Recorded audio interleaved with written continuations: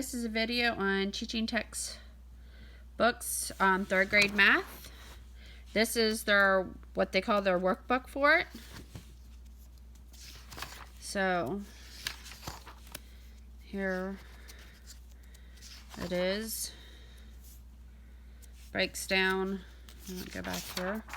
So right there's everything. What they start out with, simple, basically like they usually do at the beginning of the school year, just kind of going over some things.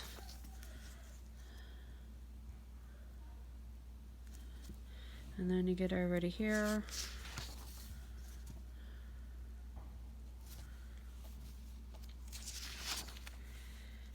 There's homeschooling parents, about teaching textbook, create product features, suggestion on how to use the product, so forth.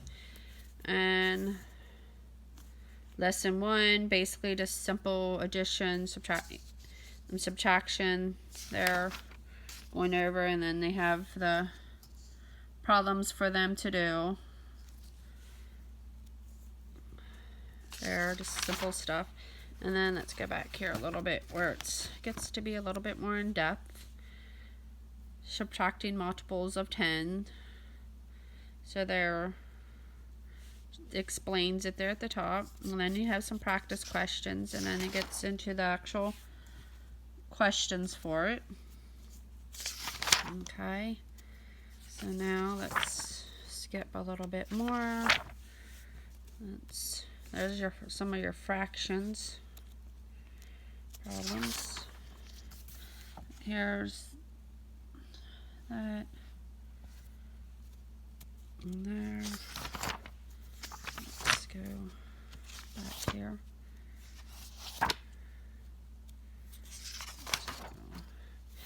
And here's multiplication. As you can see, it breaks down. It gives them basically what your multiplication facts are, some information on it, practice. Then after they do a few practice questions with them, then they actually start doing the actual problems with them.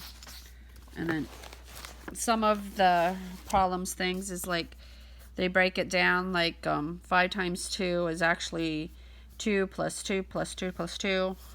So they're just having them try to draw that out to show them why multiplication is handy sometimes over trying to add a bunch of numbers together. So there's that. Now, excuse any mess you might see. We will go over here. And I believe, yep, see on the computer screen down there. Click that. This comes up, and then I'm going to go underneath this one.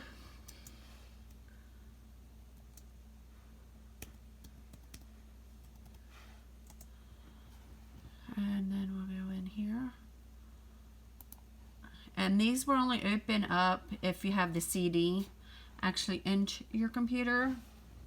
Let's see, that one section I was just on was basically lesson 64 that I just got done showing you, which she actually has done. So this is basically the lecture. Okay. Lesson 64, multiplying so this by is 9. how. Today we're going to learn about the facts for multiplying whole numbers by 9.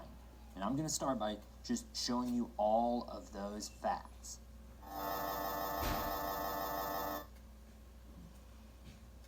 And if you look at these answers, at first it seems like I'm they're doing all something different. at the moment. Some of them are even numbers, and some are odd numbers.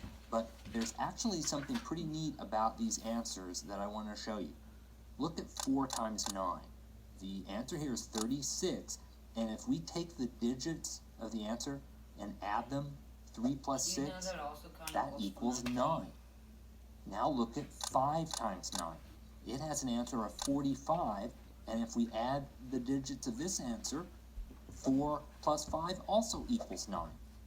Do you see the pattern? If you add the digits of the answer, the total is always equal to 9. And so here's how you can find the answer to a multiplying by 9 problem if you've forgotten it. Let's say it's 5 times 9. The first step is to take 5 and subtract 1. What's 5 minus 1? Right. And so 4 is the first digit of the answer. The first digit's always 1 less than the number that you're multiplying by 9. Now a second digit has to be a number that when you add it to 4 equals 9, because remember the digits of the answer always have to add to equal 9. So 4 plus what number is equal to 9? Exactly. And so 5 is the second digit, and that means 5 times 9 equals 45. That's how you can figure out a multiplying by 9 problem. Let's do 4 times 9 that way. The first digit of the answer has to be 1 less than 4. That's the number we're multiplying by 9. So what's 4 minus 1? Bingo. The first digit of the answer then has to be 3. And now the second digit of the answer has to be a number that when you add it to 3 equals 9. The digits of the answer always add to equal 9. So what does the second digit have to be? You got it. Since 3 plus 6 equals 9, we know that the answer here is 36. That's how it works. Okay, now you can pause this. Sorry for the noise in the background. I'm going to close this back up since that gave you an idea. Now here's that actual lesson. Broke down what he was explaining.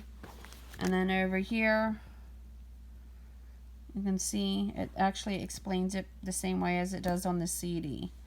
So you can either have them do it by copying. I copy them so I have the book to reuse if I need, or I can resell this then. So you can end up print these out, or they can do the on the computer with the CD.